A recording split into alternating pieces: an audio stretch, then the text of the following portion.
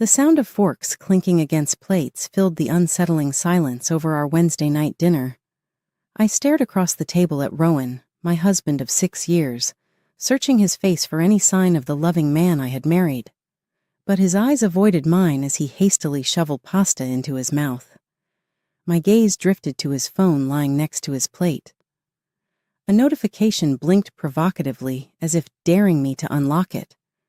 Against my better judgment, I gave in to temptation. Rowan didn't notice as I leaned over and entered the unlock code. His acting skills had become that convincing. The message glared at me like a blatant accusation. Can't wait to feel you inside me again. Meet at our place in an hour. The sender's name was Marcel. I reread it, my heart pounding as the words etched into my mind like shards of broken glass. So this was why he had been distant lately, coming home late without explanation, his mind always elsewhere, consumed by whatever sordid thoughts preoccupied him. "Everything okay, honey?" Rowan asked, snapping me out of my trance with that perfectly innocent tone he had perfected over who knows how long. I slid his phone across the table, speechless. His eyes widened as his mask finally slipped, allowing a flash of panic to cross his face. At that moment, I realized the man I thought I knew had been a mirage. "Ara, I can explain," he began, but I cut him off with a raised hand. "Don't bother," I said, my voice trembling with a mixture of heartbreak and rage. "Just tell me one thing. How long has this been going on?" Rowan opened his mouth, then closed it again, his shoulders slumped in defeat. 6 months, he finally confessed. The words hit me like a blow. 6 months. Half a year of lies and deceit while I blissfully continued tending to our home and planning a future with a man who had already checked out of our marriage. "Who is she?" I demanded, though I already knew the answer. "Marcella, the beautiful 20-something interior designer, one that worked on a project in Rowan's office." He let out a bitter laugh. "Does it matter? She's someone who made me feel things I haven't felt in years." His words slashed at what little remained of my heart. I wanted to collapse in anguish, to scream until my throat was raw, but I refused to give him the satisfaction of seeing me so utterly broken. Summoning every ounce of strength, I rose from my chair and headed for the door, grabbing my purse with me. "Where are you going?" he called after me, the first hint of concern entering his voice. I turned to face him, my vision blurred with unshed tears. "I'm leaving," I declared, my voice firm and final. "And when I return, you'd better be gone because I don't even recognize you anymore." Yanking the door open, I stormed out into the night, each step away from my sham of marriage strengthening my resolve. I had been a fool to believe in the perfect life we had built together, but that illusion had finally shattered, irreparably broken. I spent a sleepless night at a hotel, tears streaming down my face as the full weight of Rowan's betrayal crushed me. How could the man I loved, who vowed to cherish me, so callously discard our marriage? The next morning, blinded by hurt but determined to take action, I contacted a private investigator recommended by a friend who had gone through a tough divorce. Within 24 hours, he had uncovered a sordid trail of evidence that left me shaking with rage and disgust. Rowan hadn't just been having a fling with that vapid interior designer Marcella. The investigator's report revealed multiple affairs spanning over a year, including emails, credit card statements, and dated photos of Rowan entering different hotels with various women. "I apologize, Mrs. Davies," the investigator said, as he laid out the damning dossier on my kitchen table. "Your husband has been quite prolific in his indiscretions." I clenched my jaw, fighting back waves of nausea. One name and face, in particular, emerged at me. Marcella, the woman whose taunting text had blown the lid off this whole pathetic affair. "I need to know everything about her," I told the investigator, my voice hardening with fury. "Where she lives, where she works, every single thing. 2 days later, he provided me with an address, a high-class apartment in an upscale part of town that was out of my league to afford. Rowan must have been stacking money to keep his mistress living in such luxury while I stayed home, oblivious. Consumed by a reckless impulse, I drove to Marcella's place. Letting myself into the lobby with the temporary code the investigator had acquired, I found her door unlocked. A perfect opportunity to confront the woman who had decimated my life. I stormed inside, greeted by a lavish interior that instantly confirmed my husband's lover didn't lack expensive tastes. "Hello," a silky voice called from another room. "Rowan, is that you?" I clenched my fists as a raven-haired seductress glided into view, covered in nothing but a silk robe that clung hungrily to her skin. Her eyes went wide when she saw me. "You!" I spat through gritted teeth. "You're the one who shattered my marriage." Rather than looking ashamed, she arched one perfectly groomed eyebrow as a mocking smirk played across her lips. "Well, if it isn't the famous Mrs. Davies, I was just wondering when you'd show up to get to know the woman your pathetic husband can't resist." White-hot rage engulfed me, and before I could stop myself, my hand lashed out, landing a sharp slap across her smug face. She gasped, recoiling in shock, and I felt a savage thrill at having wiped that smirk off her face.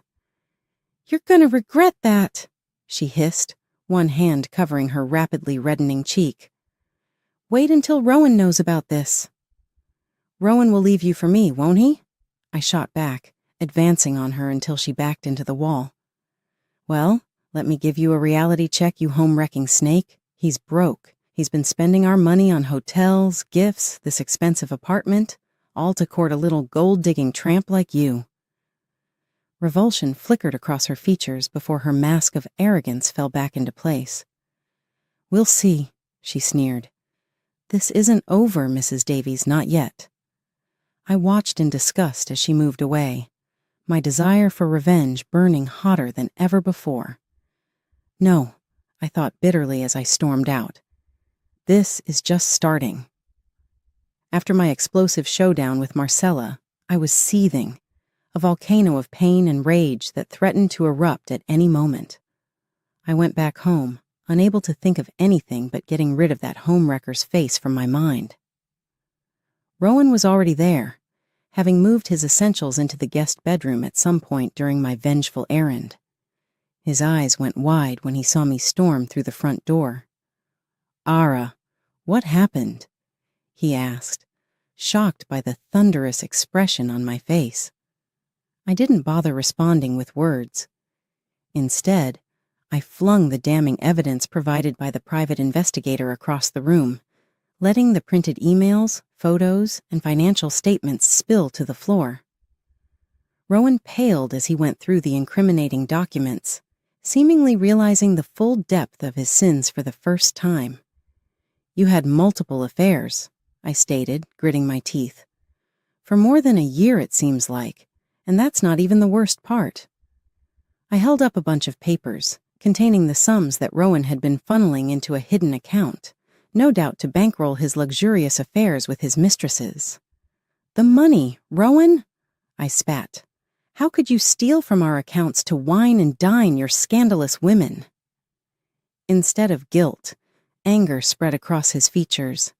He drew himself up to his full height, fumes of anger radiating off him. "Don't you dare to use that virtuous tone with me," he shot back. "You're the one to blame for this, Ara. Our marriage has been a miserable, lifeless husk for years. Why are you blaming me for finally finding happiness elsewhere?" My jaw dropped at the unexpected outburst of my husband, my shock quickly hardening into fury. "What happiness?"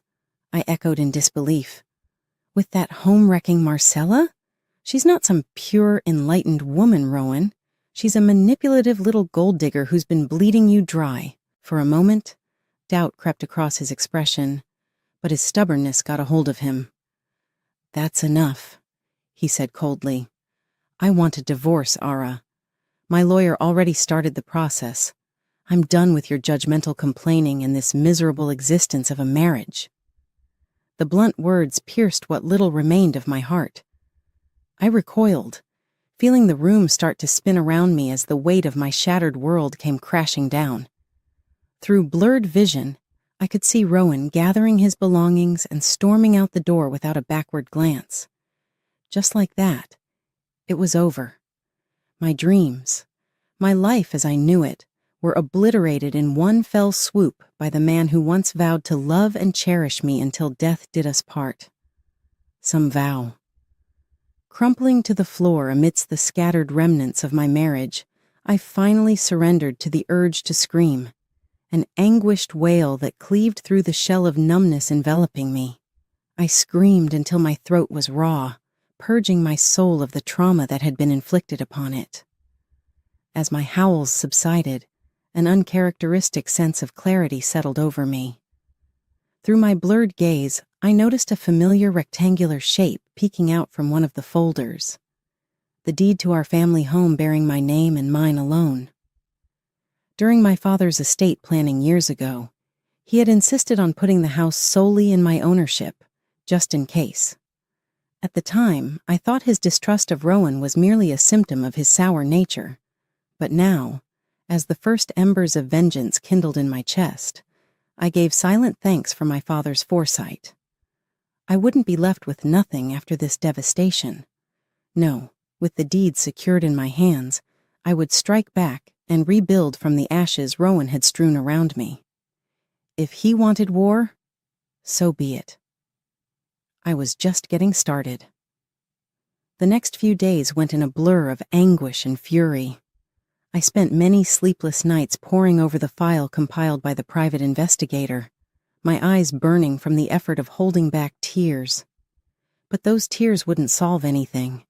Only decisive action would ensure I emerged from this nightmare with my pride and financial security intact. Armed with reams of evidence detailing Rowan's serial infidelity and financial misconduct, I marched into the office of Diane Hastings, one of the most tenacious divorce attorneys in the city. She was a shark in kitten heels, and I would need every ounce of her savagery. Diane flipped through the documents with a practiced eye, her polished veneer cracking just slightly as she absorbed the lurid details. "Good God," she muttered, removing her glasses to stare at me in disbelief. "I've seen some philandering dirtbags in my time, but your husband takes the cake." A small, humorless smile tugged at the corner of my mouth. "So, do we have a case?" Diane's eyes narrowed with determination. "Oh, we have more than a case. We're going to take him for everything he's got. By the time I'm done with him, he'll wish he had never set eyes on Marcella or any of the others." Over the next few weeks, Diane and I meticulously devised a strategy to dismantle Rowan's finances and ensure he was held accountable for his extensive indiscretions. Our plan involved freezing any hidden assets he'd accumulated to sustain his extravagant lifestyle and pursuing a substantial alimony settlement reflective of his betrayal and financial misconduct. "This Marcella woman is pivotal," Diane emphasized, tapping her pen against a photo of the deceitful homewrecker. "If we can prove she knowingly engaged in an affair with your husband for financial gain, we can go after her assets too. Trust me, that interior design job pays for a lot of enhancements." My heart raced at the thought of Marcella facing the same consequences Rowan was about to endure. Since our confrontational encounter at her apartment, she had vanished from public view, likely biding her time while relying on her lover's deep pockets to maintain her luxurious lifestyle. However, she was about to experience a rude awakening, just like her betrayed husband. During this time, Rowan had fallen ominously silent, likely stewing in denial while fantasizing about a fresh start with his now fiancée-turned-mistress. Little did he know, our once loving relationship was on the brink of transforming into a cutthroat legal battle that would leave him penniless and disgraced. The volcano finally erupted when Diane unleashed a barrage of legal documents at Rowan's rented apartment, a motion to freeze all his assets, backed by irrefutable evidence of his lavish spending on extramarital affairs. He had no choice but to face the music in court and confront the ruin he had wrought. The sheer horror etched on his face during our initial hearing almost made enduring his cruel betrayal worthwhile. His arrogant mistress was conspicuously absent, perhaps having finally realized the precariousness of her situation before I dismantled her means of support. Rowan's initial expression of disgrace quickly turned to outrage as Diane ruthlessly presented the comprehensive evidence of his deceitful double life. Bank records, hotel receipts, and other damning documentation revealing his infidelity. His lawyer could only stammer helplessly, overwhelmed by the devastating case we had meticulously prepared. "You're making a big mistake," Rowan snarled after the humiliating proceedings, flagging me down in the courthouse lobby. For a fleeting moment, the man I had once loved flickered in his eyes. "Ara, we can stop this. We can work things out. Start over." I regarded him with icy disdain as Diane looked on, ready to pounce if he dared to push further. "Did you honestly think I would just slink away and let you ride off into your pathetic second life?" I asked, reveling in the sting of my words.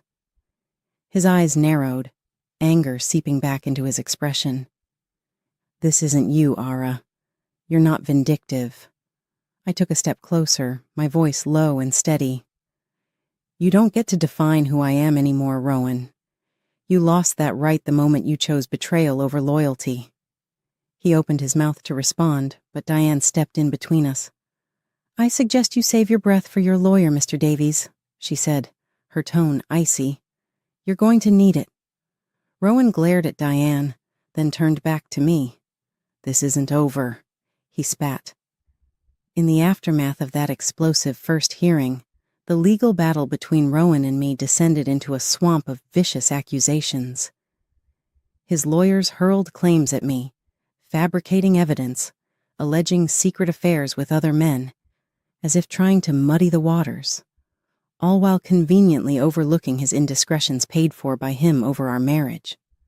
I braced against their attacks, focusing on the righteous fury fueling me every time I recalled his betrayal. Diane assured me these were desperate diversions to cloud the truth. "The evidence is solid," she affirmed with clinical certainty. "We just need one chink in his elaborate facade, and everything unravels." Fate seemed intent on providing that chink most unexpectedly. During a briefing with the private investigator about the latest legal maneuvers, he dropped a casual bombshell that made me freeze. "That Marcella woman certainly gets around, doesn't she?"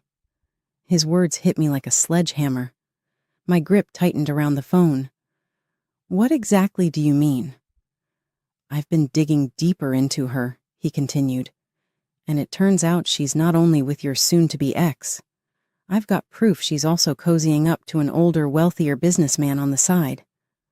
White-hot indignation surged through me at the realization of Marcella's duplicity, playing the victim while manipulating multiple men.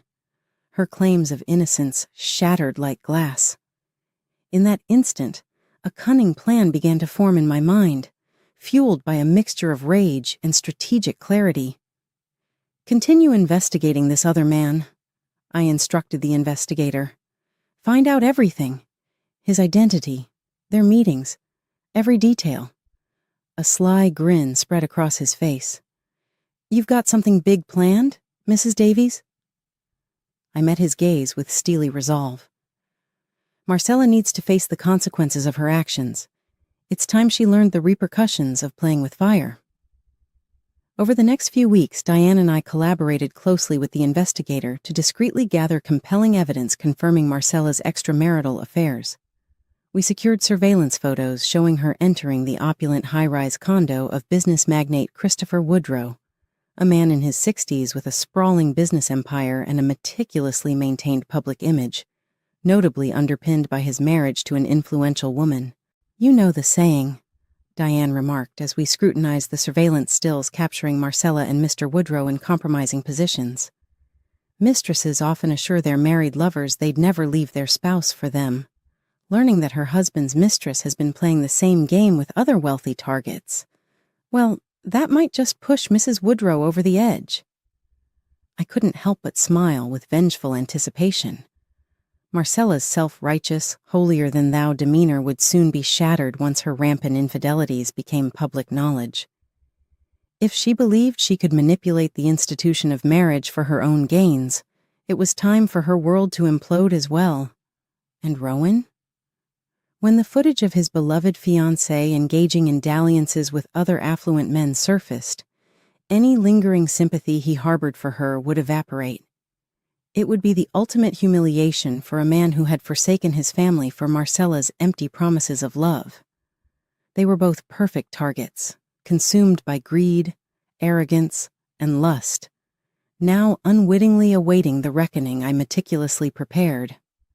After weeks of quietly amassing incriminating receipts, photographs, and phone records, everything was set for my retaliatory strike. I could barely contain my excitement as I dialed Diane's direct line. "It's time," I declared, my voice brimming with resolve. "Let's expose this entire deceitful facade for what it truly is." The annual Westbridge Charity Gala provided the perfect backdrop for my long-awaited retaliation. It was a luxurious affair attended by the city's elite, where Rowan and Marcella flaunted their newfound status as a glamorous power couple rising from the ashes of my shattered marriage. Little did they know, their carefully constructed facade was about to crumble before an audience of their peers.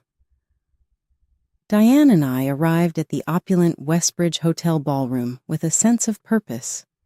As we surveyed the glittering crowd, I spotted Marcella clinging to Rowan like an expensive accessory, her figure-hugging scarlet dress drawing attention. "Stay focused," Diane whispered in my ear, her tone resolute. "It's time to make our move." Everything had been meticulously planned. While mingling with the affluent donors, I discreetly passed off the damning evidence, photos and videos capturing Marcella's indiscretions with her older tycoon lover, to Diane's assistant. Our strategy was set to unfold. Within moments, murmurs began to spread through the gala like wildfire. Guests exchanged shocked glances and hastily grabbed their smartphones as the scandalous images and footage of Marcella's liaisons with Christopher Woodrow went viral among the attendees. The news of the affair reverberated through the room, sparking a sensation akin to a spreading wildfire of scandalous gossip. Diane and I maintained a facade of innocence as the gala attendees gawked in stunned fascination. Yet, from the periphery of my vision, I caught Marcella's complexion draining of color as her gaze locked onto mine across the ballroom. Her painted lips contorted in fury, realizing who orchestrated her spectacular downfall. Bingo. Suddenly, a sleek ivory shoe entered my line of sight. Following its path up a sculpted leg, I reached the visage of Miranda Woodrow, Christopher's affluent and betrayed wife, radiating fury. "You deceitful little tramp," Miranda hissed, spittle flying as she seized Marcella by her meticulously styled hair. "Did you honestly believe you could keep humiliating me behind my back?" With a violent tug, Miranda spun Marcella around to face the crowd, ripping her dress open in a cascade of sequins and exposing her surgically enhanced assets to the gala's stunned audience. Marcella screamed as camera flashes illuminated the spectacle, her arms scrambling to shield herself. Scanning the room, I saw Rowan, slack-jawed, staring at his disgraced fiancée. Shock and self-pity mingled on his face as the realization dawned. Marcella had merely been exploiting him as another wealthy benefactor to fund her opulent lifestyle. The poetic justice of seeing them both publicly humiliated on this grand stage filled me with dark satisfaction. As Marcella broke free from Miranda's grasp and fled the ballroom in tears, Rowan turned to me with an empty, haunted stare. Across the sea of horrified guests, our eyes met, and I allowed my triumph to radiate through my expression. "You brought this upon yourself," I mouthed silently, letting the words hang in the air like the lingering scent of vindication. His jaw tightened as he offered a fleeting nod, an admission that my vengeance had indeed exacted its toll on our shattered lives. With that silent exchange, he pivoted and retreated from the gala, disappearing into the growing void in the crowd, leaving behind a trail of utter disgrace and ruin. I sipped my champagne, allowing the delicious moment to linger on my tongue as Diane materialized at my side.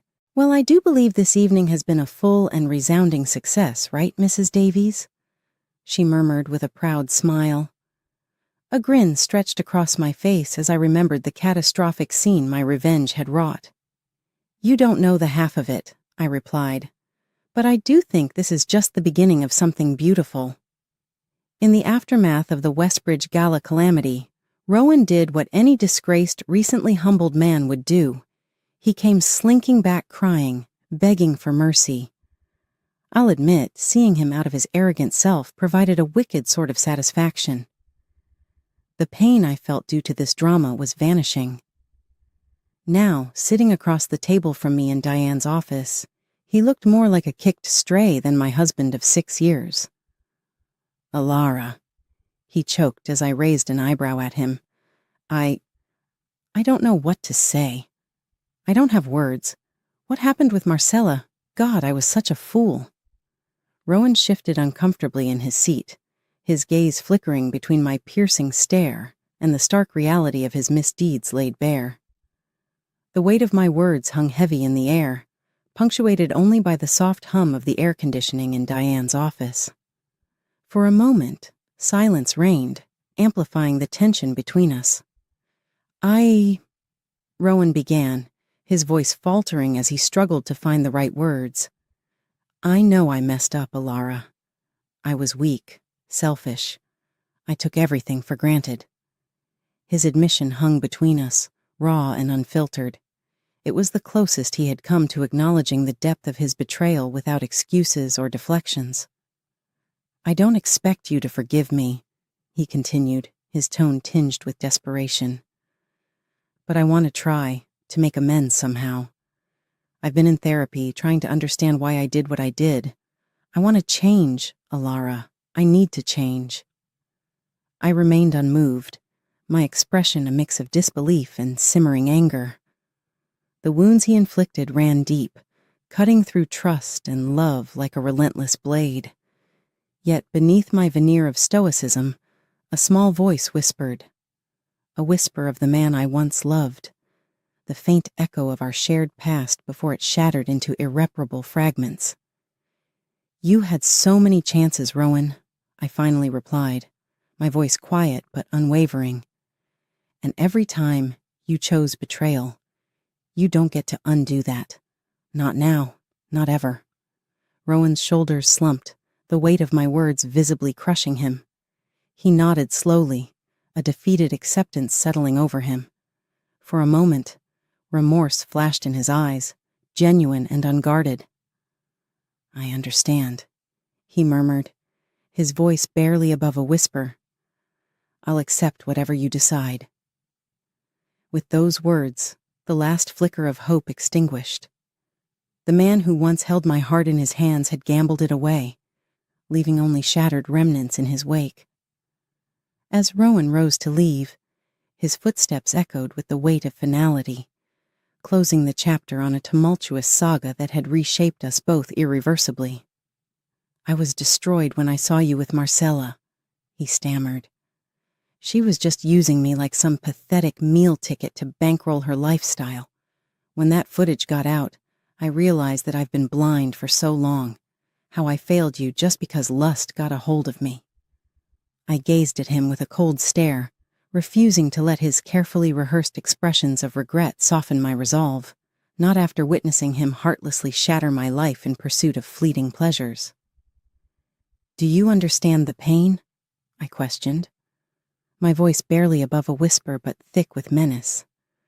"Of having the man I loved, the man I planned a future with, not only betray me but shame me in the worst possible manner, repeatedly? To realize that you discarded me like some insignificant burden in favor of pursuing distasteful liaisons with interchangeable individuals. Rowan visibly wilted under the weight of his transgressions, his face contorting with self-loathing and regret. Good. He was finally experiencing the anguish he had callously inflicted upon me. I was monstrous, he confessed hollowly, selfish and wretched. I didn't deserve your love, Alara. I don't expect forgiveness. I only hope I can somehow make amends, even if it means giving up every last penny. Anything to erase the despicable person I've become. Disgust churned within me as his pitiful pleas washed over me. Despite my temptation to revel in his agony, the idea of indulging his desire for redemption turned my stomach. I was no longer the impressionable, trusting woman he married. I would never allow him to manipulate me with false remorse again. Standing up, I met his gaze squarely and saw a flicker of hope that I might grant him the absolution he suddenly desired. That hope was swiftly extinguished by my next words. I don't want your money, Rowan. What I want is your absence from my life. He recoiled as though struck, his crestfallen expression transforming into one of utter shock. You mean, don't pretend, I interjected sharply, fighting the urge to wipe the betrayed look off his face. After everything you've done, all the boundaries you've crossed with your reckless affairs, did you honestly believe I'd be foolish enough to let you slither your way back into my life? But Alara, But nothing. I cut in, my voice seething as I leaned closer across the table, mere inches from his pitiful face. If you agree to these terms right now, right here, I'll make sure this divorce proceeds swiftly, and you can disappear into whatever dissolute second act you have planned. But you will never, never expect my forgiveness or sympathy. Do you understand? You forfeited that the moment you started treating our vows like they were meaningless. Rowan sat there, speechless, seemingly struggling to find words that wouldn't materialize. Diane placed the paperwork on the table, nodding slightly. The decision is yours, Mr. Davies, she stated calmly, the text on the document suddenly looming large. You can resist further or accept these very fair terms, allowing Mrs. Davies the closure she needs to move forward. The silence stretched out, the tension palpable as I observed the emotions crossing his face. Defiance, shame, reluctant acceptance. Finally, with a resigned sigh, he grabbed the pen and signed his name on the dotted line, sealing our divorce as inevitable. Our eyes met briefly, and I couldn't help but let a faint smile of satisfaction touch my lips at his subdued demeanor.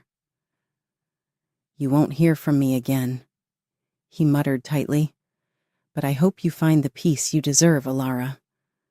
You deserve better than the person I became. With those parting words, he turned and walked out of the room, each step heavy with the weight of his own failure. I watched him disappear down the corridor, exhaling slowly. It was finally over. The man who had once been my everything was now removed from my life, like a malignant growth. I could finally close that painful chapter and start anew, shaping my future on my own terms, liberated from the poison of his betrayal. Diane placed a comforting hand on my shoulder, her usually sharp smile softened by genuine warmth. You did it, she whispered. You've reclaimed your strength and dignity. I've never seen someone rise from adversity like you. Returning her smile, I glimpsed a future filled with promise and opportunity. This is just the beginning, I affirmed firmly. My journey starts anew from here. 6 months after Rowan's bitter exit from my life, the ink had dried on our divorce settlement. Thanks to Diane's relentless legal efforts, I emerged from the wreckage of my marriage with the majority of our shared assets, including the family home where I could rebuild. As part of the agreement, Rowan was legally barred from any attempt to contact me, a condition he likely wouldn't have challenged anyway. Last I heard, he had retreated to lick his wounds in quiet shame, his reputation in tatters after our public and tumultuous split. I couldn't say I took pleasure in witnessing his downfall. My focus was now squarely on myself, on embracing the fresh opportunities unfolding before me. Still, there was a sense of closure in knowing the man who sought to dismantle me had faced his own reckoning. The media had voraciously dissected every facet of our divorce saga, casting me as the resilient wife who outlasted her unfaithful husband.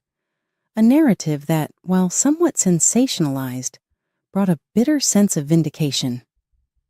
It was an unexpected role, yet one I accepted with a wry sense of gallows humor. After enduring the turmoil caused by Rowan, I refused to remain a victim. My future would be defined by strength, resilience, and the determination to forge something positive from the ashes he left behind. Nearly 3 months after the divorce was finalized, I hosted a private gala at the Westbridge Hotel's ballroom, the very place where Marcella's downfall had unfolded months earlier. The room was adorned with towering centerpieces of fresh roses, and a string quartet set a refined ambiance. This time, there were no scandals or affairs to overshadow the event. Instead, the city's elite and affluent gathered for the inaugural fundraiser of Alara's Light, my namesake foundation dedicated to empowering women who had survived the trauma of infidelity and emerged stronger. During my speech that evening, applause thundered through the ballroom as I outlined the foundation's mission to provide counseling, legal support, and financial aid to women navigating divorce. A significant portion of the settlement I had secured from Rowan would kickstart crucial initiatives for Alara's Light. No woman should ever feel powerless in the aftermath of betrayal, I declared from the podium, meeting the eyes of the captivated audience with newfound confidence. Through compassion and community, we can lift lives from despair and foster resilience, just as I found strength in my own journey. As the speech concluded, a line formed swiftly with supporters and potential donors eager to contribute to the cause. I greeted each person warmly, my heart swelling with pride and purpose. Who would have imagined that the poised, confident woman commanding attention and respect was the same shattered soul from just a year before, lying broken on her kitchen floor? The transformation was nothing short of miraculous, a testament to unwavering determination and the pursuit of justice. "Mrs. Davies," he said warmly as his turn arrived, his voice carrying a faint British accent, "I must commend you on such a worthy and impactful mission. Your story of overcoming such heartbreaking adversity is truly inspiring." His presence and words intrigued me. He was a handsome man in his early 40s with hazel eyes that held a glint of admiration. "You're very kind," I responded, intrigued by his polished demeanor and obvious charm. "Nigel Douglas," he introduced himself with a roguish smile. "A friend of Christopher Woodrow's, though I suspect our circles have diverged quite significantly since his unfortunate personal matters." I couldn't help but smile at his understated reference to the scandal that had rocked Christopher Woodrow's life and marriage. Nigel's choice to distance himself from the disgraced mogul was deliberate. "I'm a journalist," he continued, seeming encouraged by my amused expression. "But I've always had a passion for telling stories like yours, of courage, resilience, and the triumph of the human spirit." There was an undeniable spark between us as our eyes met, a connection that felt unexpectedly charged and magnetic. "Well, Mr. Douglas," I replied, extending my hand with a playful smile, "if you're truly moved by those stories, perhaps we could discuss mine more intimately over a drink sometime soon." He took my hand with a firm, warm grip, holding it just a bit longer than necessary, his hazel eyes sparkling with intrigue and something more. "I would be honored, Mrs. Davies," he said, his voice tinged with genuine interest. As I watched him disappear into the sparkling crowd of socialites, a giddy excitement surged within me, a feeling I hadn't experienced in a long time. It was the thrill of new possibilities and a future liberated from the pain of the past. Rowan's betrayal had almost broken me, but through sheer determination, I had transformed that devastation into a resounding victory. This evening, beneath the glittering chandeliers of Westbridge Hotel, marked the beginning of a new chapter, a testament to my resilience and newfound strength. No longer a victim, but a triumphant survivor, I was ready to forge my future on my own terms.